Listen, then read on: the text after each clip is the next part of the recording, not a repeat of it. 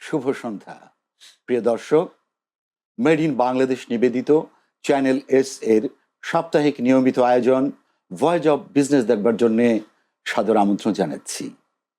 ব্যবসা বাণিজ্য, বাজার ব্যবস্থাপনা, মার্কেটিং, সেলস, সাফল্য গাথা, এর সব কিছু নিয়ে, ব্যবসার খুঁটিনাটি, অন্যান্য যা কিছু আছে সব কিছু নিয়ে সাজানো আমাদের ভয়েস অব বিজনেস।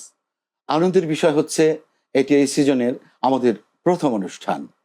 আমাদের মাঝে আজ আলোচক হিসেবে উপস্থিত আছেন জনাব সাইফুল ইসলাম, মহাব্যবস্থাপক, স্পেনিং বিভাগ, যমুনা গ্রুপ অফ ইন্ডাস্ট্রিজ, এবং সাথে থাকছি আমি তৌফিক আহমেদ। আমাদের আজকের আলোচ্য বিষয় সেলস ও মার্কেটিংয়ে ক্যারিয়ার গড়তে সমস্যা, সম্ভাবনা, সাফল্য, এই খুঁটিনাটি বিষয় নিয়ে আমরা সম্মানিত আলোচকের সাথে আজ আলোচনা করব। সম্মানিত আলোচক, নিশ্চয়ই ভালো আছেন? আছি আলহামদুলিল্লাহ, আপনিও ভালো আছেন নিশ্চয়? আছি আলহামদুলিল্লাহ। তো আমি প্রথমে মূল বিষয়ে যাবার আগে আপনার কাছে যে বিষয়টি নিয়ে জানতে চাইবো যে করোনা পরবর্তী সময়ে বাংলাদেশের ব্যবসা বাণিজ্যের একটা পরিবর্তন এসছে এবং আস্তে আস্তে ঘুরে দাঁড়িয়েছে, আবার পড়ে গেছে। এই টালমাটাল অবস্থা থেকে আমরা এক এক সময় পরিবর্তিত সময়ে চলে যাচ্ছি। এখনকার প্রেক্ষাপটে ব্যবসা বাণিজ্যের কি অবস্থা বিরাজ করছে, বাজার ব্যবস্থাপনায় কি অবস্থা বিরাজ করছে, এর গতি প্রকৃতি কি বলে আপনি মনে করছেন? প্রথমে আমি ধন্যবাদ জানাচ্ছি চ্যানেল এসকে আমাকে ভয়েস অফ বিজনেস এই অনুষ্ঠানটিতে আমন্ত্রণ জানানোর জন্য। আমি তো আসলে মূলত এক্সপোর্ট ওরিয়েন্টেড বিজনেসের সাথে জড়িত। আমি অ্যাকচুয়ালি আমার সাইডটাই আমি বলতে পারবো। সেটা হচ্ছে যে আমরা করোনা পরবর্তী সময়ে আমরা যে জিনিসটা খেয়াল করেছি সেটা হচ্ছে যে একটা সময় ছিল যখন আমরা আমাদের এই বিজনেসটাকে আমরা খুব সুন্দরভাবে রান করাতে পারতাম। সেই এখন যে পারছি না তা না, তবে এখন আগের তুলনায় বেশ কিছু প্রতিবন্ধকতার কারণে আমাদের বেশ সমস্যায় হচ্ছে। করোনার কারণে বেশ বড় একটা মানে বিপর্যয় গিয়েছে আমাদের এই বিজনেস এই সেক্টরে। তারপরেও যখন আবার করোনাকে আমরা করোনার মতো বাধাকে আমরা শেষ করে আবার যখন পূর্ণোদ্যমে রান করলাম, তখন আরো কিছু প্রতিবন্ধকতা আমাদের সামনে চলে আসলো। এর মধ্যে একটা আছে, যেমন ধরুন আমাদের শিল্প প্রতিষ্ঠানগুলো কি, সেটা হচ্ছে আমরা গ্যাস, আমাদের পর্যাপ্ত গ্যাসের, বিদ্যুৎ, গ্যাস, এইসব, বিশেষ করে গ্যাসের যে পর্যাপ্ত সাপ্লাইটা, এটা আমাদের প্রচুর দরকার হয়। আমাদের এই গ্যাসের প্রেশারের কারণে আমরা আমাদের যে প্রোডাকশন, আমাদের স্পিনিং সেক্টরে প্রোডাকশনটা হয় মূলত 24 ঘন্টা এবং মাসে প্রতিদিন। তো সেখানে আমরা মাঝে মাঝে গ্যাসের প্রেশার এত কম থাকে যে কারণে আমাদের প্রোডাকশনটা অনেক নেমে যায়। ধরেন আমি যদি 24 ঘন্টা প্রোডাকশন চালাই, তাহলে আমার যদি পার ডে 120 টন সুতা হয়, ইদানিং আমাদের সেটা হচ্ছে 30 টন, 40 টন, 50 টন। এ কারণে আমাদের কস্টিংটাও বেড়ে যাচ্ছে। আর কস্টিং বাড়লে যেটা হয় যে আমাদের যে সুতাটা আমরা তৈরি করি সেই সুতাটার দামও বেড়ে যাচ্ছে। এখন গার্মেন্টসের যারা ক্রেতা আমাদের, তারা যেটা করেন সেটা হলো তাদেরও তো কস্ট মিনিমাইজ করতে হয়। তারা কস্ট মিনিমাইজ করতে গিয়ে দেখা গেছে যে পাশের দেশ অথবা ভিয়েতনাম অথবা ইন্দোনেশিয়া, যেখান থেকে তারা পারে সেখান থেকে সুতা আমদানি করছে। এতে আমদানি করাতে তারা দেখা গেছে যে আমাদের যে কস্টিংটা আজকে বেড়ে এত দূর আসছে, তার চেয়ে অনেক কমে তারা ওখান থেকে আমদানি করতে পারে। সেই কারণে তাদেরও তো আসলে সার্ভাইভ করতে হয়, তাদেরও কস্ট মিনিমাইজ করতে হয়, যেখান থেকে যেভাবে পারে কস্ট মিনিমাইজ করে তাদের বিজনেসটাকে ধরে রাখতে হয়। এটা অবশ্য তাদেরও যেমন আমরা দোষ দিতে পারি না, আবার অন্যদিকে চিন্তা করলে আমাদের যে অবস্থা, আমরাও কিন্তু আমাদের কাঁচামালের স্বল্পতা, আমরা এলসি করতে পারছি না।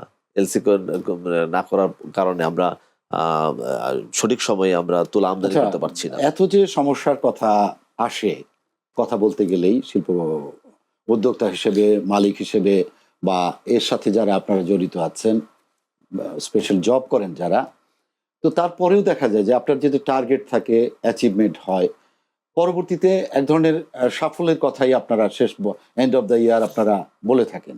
তারপরে সারা বছর আমরা এরকম সমস্যার কথা না না, এখন যেমন আপনি যেটা সঠিক কথা বলেছেন যে হয়তোবা বছর শেষে আপনারা দেখছেন যে এক্সপোর্ট বাড়ছে, হ্যাঁ, কিন্তু এক্সপোর্টটা বাড়ার পেছনে দেখা গেছে যে হয়তোবা সংখ্যার দিক থেকে বাড়ছে, ডলারে বাড়ছে, যে সে আমরা হয়তোবা গত বছরে আমরা হয়তোবা 3 বিলিয়ন 5 বিলিয়ন 10 বিলিয়ন আমরা করেছি, এই বছর হয়তো 4 মিলিয়ন 6 মিলিয়ন 12 মিলিয়ন হচ্ছে, বেশিও তো হয়। কিন্তু বেশিও হচ্ছে। তো সেটা এখন দেখা গেছে যে আগে হয়তো বা একটা টি শার্ট আমরা গার্মেন্টসের যারা আছেন তারা, সে ধরেন আমি কথার কথা বলছি যে এক পিস টি শার্ট আগে হয়তো বিক্রি করতো $3, এখন সেটা হয়তো $5 করছে। এদিকে হয়তোবা ডলারে হয়তোবা বেড়েছে, কিন্তু পাশাপাশি বিভিন্ন প্রতিবন্ধকতার কারণে Costing টা বেড়ে গেছে। প্রোডাকশন কমে যাচ্ছে। প্রোডাকশন কমে গেলে কি হচ্ছে, তখন কস্টিং কিন্তু বেড়ে যাচ্ছে। বেড়ে যাচ্ছে। আচ্ছা, যাই হোক, আপনার এই বিস্তারিত বিষয় নিয়ে আমরা হয়তো আরো সুযোগ পাবো আলোচনা করবার। তো এই আপনার স্পিনিং ব্যবসা, গার্মেন্টস ব্যবসা, আরএমজি, অন্যান্য সব ব্যবসার সাথে একটা ক্রস কাটিং রিলেশন আছে। ডেফিনেটলি এই প্রভাবটা কি আমরা যে বাজার দর নিয়ে যে কথাবার্তা বলি, বা অন্য কোনো যে নিত্য নৈমিত্তিক নিত্য প্রয়োজনীয় যে দ্রব্যের মূল্য বৃদ্ধি নিয়ে কথাবার্তা হয়, এর মধ্যে প্রভাবটা কিভাবে আসে? অ্যাকচুয়ালি একটার সাথে কিন্তু একটা অঙ্গাঙ্গি ভাবে জড়িত। এখন ধরেন এই সেক্টরে যখন আপনার সবকিছু ওর দাম বেড়ে যাচ্ছে, এইটার প্রভাব কিন্তু আরেক দিকেও পড়ছে। আবার দেখা গেছে যে মানুষের ইনকাম কিন্তু বাড়ছে না, অনেকে চাকরিচ্যুত হচ্ছেন, যে কারণে দেখা গেছে যে তারা ওই বাজারের সাথে তাল মিলিয়ে চলতে পারছে না। সবকিছু মিলে কিন্তু চিন্তা করলে একটার সাথে কিন্তু একটা জড়িত। তো যে কারণে আমরা যেটা মনে করি সেটা হচ্ছে যে হ্যাঁ, হয়তোবা এটা এমন না যে এই অবস্থা দীর্ঘদিন চলবে। হয়তো এটা একটা সার্টেন পিরিয়ডের কারণে, মানে পিরিয়ডের জন্য হচ্ছে। একটা সময় হয়তো এটা মানে হ্যাঁ, শেষ উত্থান হয়ে পতন যাবে। থাকেই উত্থান পতন ব্যবসায়। থাকবেই। তো বর্তমান অবস্থার কথা বলার কারণেই আমি জাস্ট কথাগুলো তুলে ধরলাম আরকি। আপনাকে ধন্যবাদ। তো আপনি একটু আগে বলেছেন যে মানুষ চাকরিচ্যুত হয়, চাকরিতে প্রবেশ করে বলেই চাকরিচ্যুত হয়। ডেফিনিটলি। প্রতিনিয়ত এটা একটা আমাদের নিয়মিত প্রসেসের মধ্য দিয়েই মানুষ যাচ্ছে আসছে। তো সেই দিক থেকে সেলস এবং মার্কেটিং নিয়ে বাজারে বা তাদের মধ্যে, নতুনদের মধ্যে এক ধরনের অস্পষ্টতা আছে। সেই বিষয়গুলো আলোকে আপনি যদি একটু বলতেন যে আসলে সেলস বলতে এবং মার্কেটিং বলতে আমরা মূলত কি বুঝি এবং এর মধ্যে সূক্ষ্ম পার্থক্যগুলো কি? ধন্যবাদ। আসলে এটা এমন একটা মানে বিষয় আপনি তুলে ধরেছেন, যেটা আসলেই বাজারে কিন্তু কিছুটা ভুল বোঝাবুঝি হয় সেলস এবং মার্কেটিং নিয়ে। সেলসটা কিন্তু আসলে মূলত একটা পণ্যকে সরাসরি ক্রেতার কাছে পৌঁছে দেওয়াটাকে বলা হয় সেলস। সে ধরেন আপনি আহ, কোনো একটা আহ, ব্যবসা করেন, কোনো একটা প্রোডাক্ট নিয়ে কাজ করেন। যেমন ধরেন কথার কথা আপনি লাক্স সাবান বিক্রি করেন। এই লাক্স সাবানটা যখন আমি যাচ্ছি কিনতে, সরাসরি যখন আপনি আমাকে তুলে দিচ্ছেন, এটা হচ্ছে সেলস। আর মার্কেটিংটা হচ্ছে এই যে আপনি সাবানটা আমাকে তুলে দিলেন, আমাকে তুলে দেওয়া পর্যন্ত বা আপনার দোকান পর্যন্ত আসতে যেসব কার্যক্রমগুলো হচ্ছে পেছনে, সেই কার্যক্রমগুলো কিন্তু মূলত মার্কেটিং এর কাজ। মার্কেটিংটা আর ব্যাপকতা অনেক। হুম? সেই ক্ষেত্রে এখানে আর ভুল বোঝার তেমন কিছু নাই। আমি মনে করি এটাতে স্পষ্ট হয়ে গেল যে সেলস হচ্ছে সরাসরি ভোক্তার কাছে পণ্য পৌঁছে দেওয়া, এবং মার্কেটিং হচ্ছে এই ব্যবসায়ী পর্যন্ত বা ওই দোকান পর্যন্ত যে পণ্যটা পৌঁছে দেওয়ার জন্য যেসব কার্যক্রম, সেটাই মূলত হলো মার্কেটিং এর কাজ। ধন্যবাদ আপনাকে। তো এই বিষয়ের বিস্তারিত আলোচনার ক্ষেত্রে আমরা যদি মনে করি যে এই যে ভুল বোঝাবুঝি যে বিষয়টা হয়, এইটা কিভাবে হয়, যে কি ভুলটা বুঝে? না, আমরা আসলে মূলত কিন্তু আসলে আমরা যেটা বুঝি সেলস এবং মার্কেটিংটাকে এক করে আচ্ছা, ফেলি। সেলস এবং মার্কেটিংকে এক করে ফেলি। যেমন মার্কেটিংটাকে আমরা পারচেজের সাথেও জড়িয়ে ফেলি। একটা সময় কিন্তু আমরা যখন শপিং করতে যেতাম, অনেকে বলতো যে কোথায় যাচ্ছ? তো আমরা বলছিলাম মার্কেটিং করতে যাচ্ছি। অ্যাকচুয়ালি সেটা তো মার্কেটিং করতে যাচ্ছি না আমরা। আমরা যাচ্ছি হলো শপিং করতে। তো ওইটাকেও কিন্তু মানুষের মার্কেটিং মনে করত। সেই রকম এখন মার্কেটিং এ যারা আমরা জব করি, ম্যাক্সিমাম জায়গায় কিন্তু এটাকে গুলিয়ে ফেলে। দেখা গেছে যে একজন মার্কেটিং অফিসারের যে কাজ, সে সেই কাজটা না করে তাকে দিয়ে আসলে সরাসরি সেলসের কাজটা করানো হচ্ছে। সে সরাসরি অর্ডার কালেক্ট করছে, সরাসরি মানে বিক্রির সাথে জড়িত হয়ে যাচ্ছে। কিন্তু মার্কেটিং এর মানে বিপণনটা তো আসলে বিক্রয় না, প্রমোশন, প্রমোশনের ব্যাপার বিজ্ঞাপন, আছে, এখানে অনেক কিছু আছে। যেমন ধরেন প্রচারণা। আমরা 4P র কথা শুনেছি মার্কেটিং এ, সেটা হচ্ছে প্রোডাক্ট, প্রাইস, প্রমোশন এবং প্লেস। তো প্রোডাক্ট, ওই প্রোডাক্টটা হচ্ছে মানে আপনি যে জিনিসটা নিয়ে কাজ করছেন সেই প্রোডাক্টটা হলো আপনার মার্কেটিং একটা অংশ।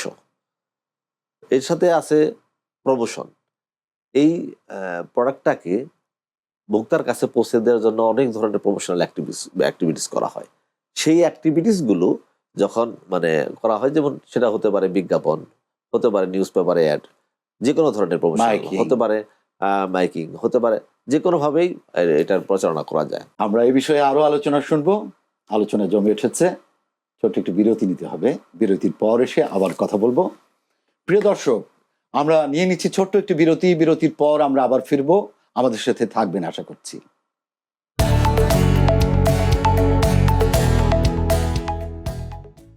প্রিয় দর্শক, আমাদের সাথে থাকবার জন্য ধন্যবাদ। আমন্ত্রণ জানাচ্ছি আরেকবার আমাদের ভয়েস অফ বিজনেসের সাথে থাকবার জন্য।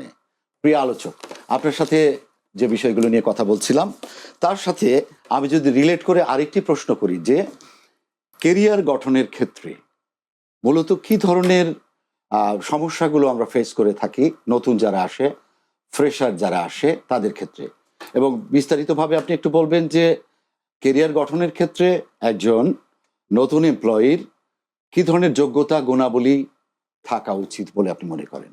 একজন ফ্রেশার যখন স্টুডেন্ট লাইফ শেষ করে সে কর্মক্ষেত্রে ঢুকে, তার এই ঢুকার পরবর্তী থেকেই যে স্ট্রাগলিংটা শুরু হয় আর কি, সেই স্ট্রাগলিংটা অনেকেই কিন্তু নিতে পারে না।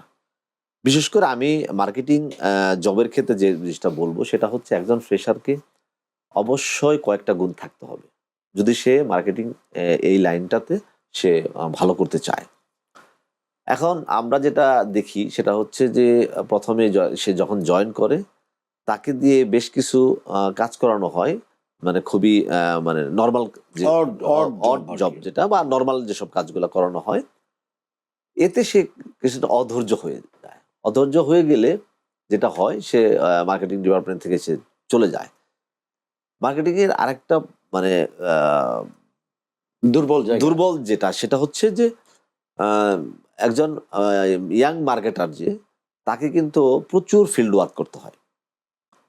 এখন এই ফিল্ড ওয়ার্ক করতে গিয়ে অনেকে ঝরে যায় এই ডিপার্টমেন্ট থেকে, অনেকে কষ্টটা নিতে পারে না।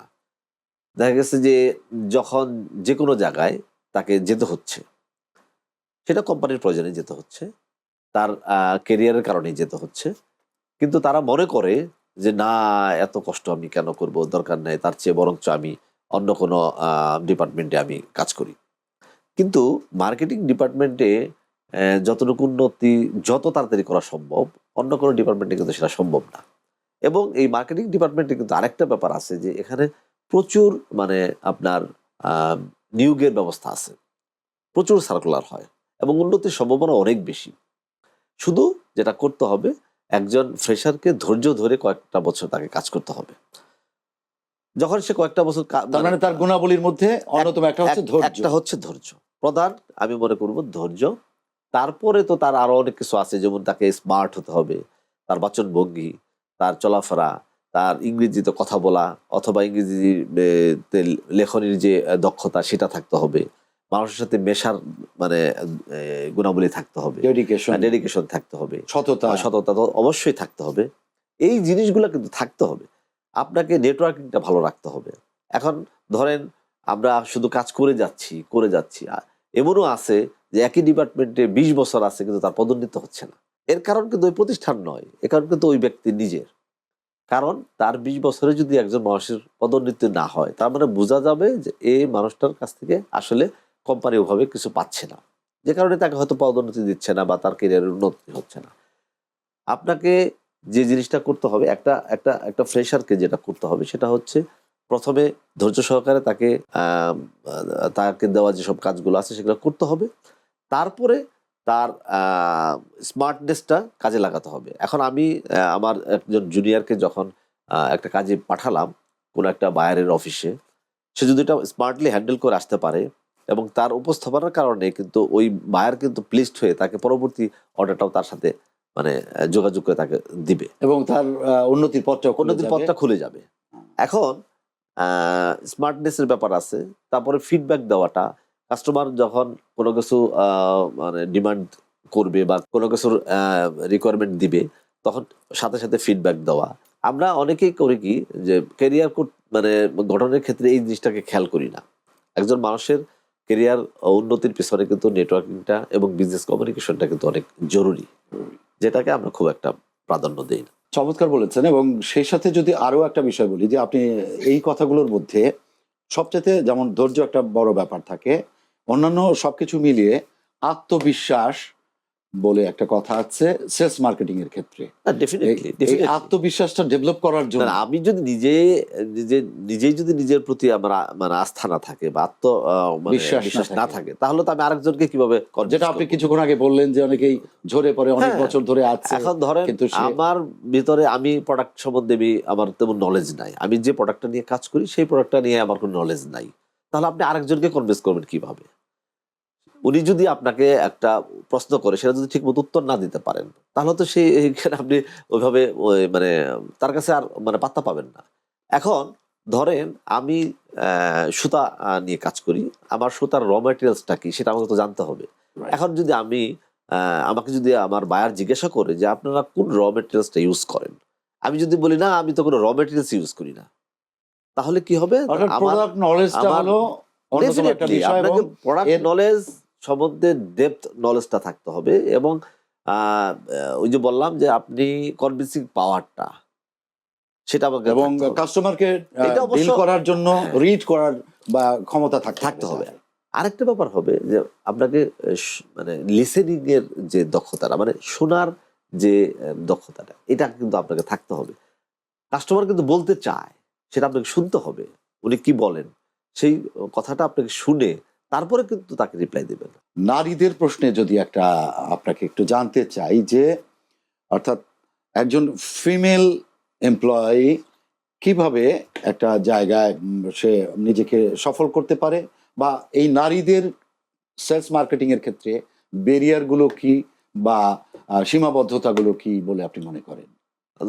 ধন্যবাদ, আপনি খুব ভালো একটা প্রশ্ন করেছেন।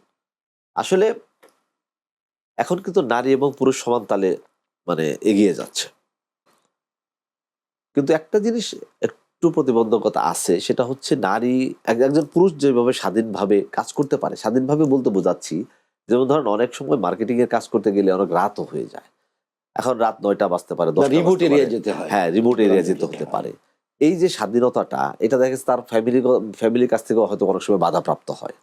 আবার দেখা গেছে যে তার যে কর্ম পরিবেশ, এই পরিবেশটাও অনেক সময় তার ফেভারে থাকে না, সে কারণে অনেক সময় অনেকে মার্কেটিং এ আসতে চায় না। কিন্তু নারীরা কিন্তু অনেক উদাহরণ আছে যে নারীরা কিন্তু খুব ভালো করছে, তাদেরকে যদি সুযোগ দেওয়া হয়, তাদের যদি সেই পরিবেশটা মানে গড়ে দেওয়া হয়, তাহলে কিন্তু তারা খুব ভালো করতে পারে। আবার দেখা অনেক নারী আছেন যারা খুব ভালো করছেন, তাদের ক্যারিয়ারও খুব ভালো, অফিস এনভায়রনমেন্টের জন্য, অফিস এনভায়রনমেন্ট প্লাস তার কর্মপরিবেশ প্লাস হচ্ছে তার ফ্যামিলি যদি তাকে সাপোর্ট করে, তাহলে কিন্তু সে এগিয়ে যেতে পারবে। এই জিনিসটা যদি আমরা এনশিওর করতে পারি একজন ফিমেল এমপ্লয়ির ক্ষেত্রে, তাহলে হোয়াই নট। এই সব সংক্রান্ত বিষয় সমস্যা যেমন আছে, সম্ভাবনা অবশ্যই আছে। আসলে ব্যবসা বাণিজ্য নিয়ে কথা বলতে অনেক কথাই বলার থাকে, কিন্তু সময় তারা করছে, আলোচনা জমে উঠছিল, যদিও আমাদের শেষ করতে হবে। আপনাকে অনেক ধন্যবাদ। আপনাকেও ধন্যবাদ। প্রিয় দর্শক, এই ছিল আমাদের আজকের আয়োজন। মেড ইন বাংলাদেশ নিবেদিত চ্যানেল এস এর নিয়মিত সাপ্তাহিক আয়োজন ভয়েস অফ বিজনেস। সবাই সুস্থ থাকবেন, ভালো থাকবেন, সুন্দর থাকবেন, এবং সবসময় আত্মপ্রত্যয়ী হয়ে আমরা যেন বলার চেষ্টা করি এ দেশটা আমাদের, দায়িত্ব আমাদের, এবং সবশেষে আমরা যেন দেশের জন্য একটু হলেও কিছু করে যেতে পারি।